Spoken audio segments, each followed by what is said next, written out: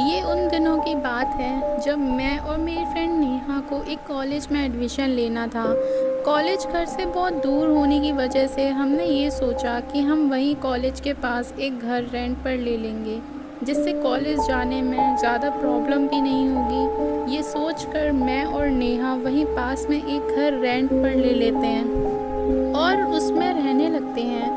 पर जहाँ हम घर रेंट पर लेते हैं वहाँ के लोगों का कहना था कि यहीं पास में एक रोड है जो रात में बिल्कुल सुनसान हो जाती है, क्योंकि बहुत से लोगों ने वहाँ रात में एक भूतनी को देखा था। पर इन सारी बातों पर हमें विश्वास नहीं हुआ और हमने ये सारी बातें इग्नोर कर दी। हम अपनी मस्ती में जा रहे थे कि तभी मुझे अचानक अपनी कार के आगे कुछ लगा, जैसे कोई मेरी कार के सामने आया हो।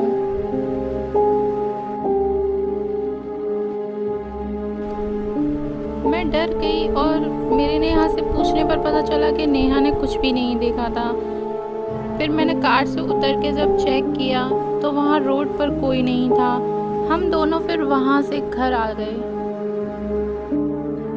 घर आते ही हमारे सामने वाले घर में एक अंकल रहते थे। वो हमारे घर आए और बोले कि उन्होंने हमें उस रोड पर देखा था जाते हुए। अंकल ने फिर हमें समझाया कि वहाँ मत जाया करो, वो जगह सही नहीं है, वहाँ बहुत सी घटनाएं हुई हैं। ये सब सुनकर मैंने सारी बातें नेहा को बताई, पर नेहा ने सुनकर सारी बातें अनसुनी कर दी और अगले दिन उसी रोड पर जाने की सोची। उसको वहाँ जाते जाते रात हो गई। वो जैसे ही वहाँ पहुँची, उसने अपने आगे एक भूतनी को देखा जिसके मुंह से और हाथों से खून लगा था और वो जोर जोर से हंस रही थी और बहुत अजीब सी हरकतें कर रही थी।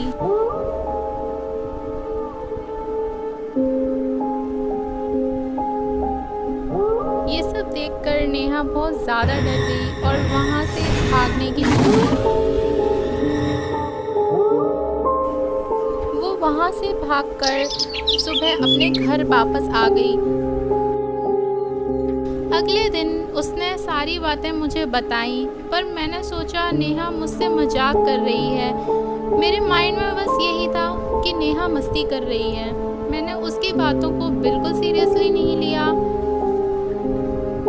और उसकी सारी बातें इग्नोर कर दी।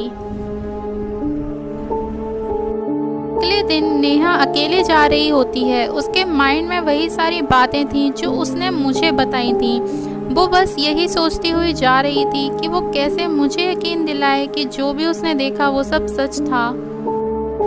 अचानक उसके सामने वो भूतनी फिर से आ गई और उसे मारने की धमकी देने लगी और बहुत अजीब अजीब हरकतें करने लगी।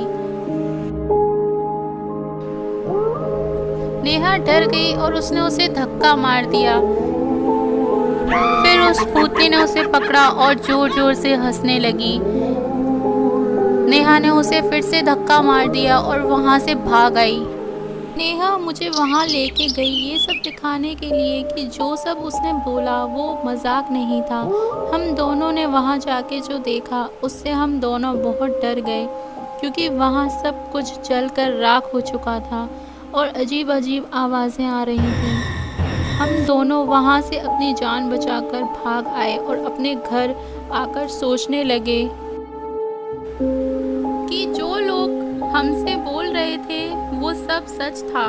उस जगह कुछ तो है जिससे वहाँ जाने में लोग इतना डरते हैं।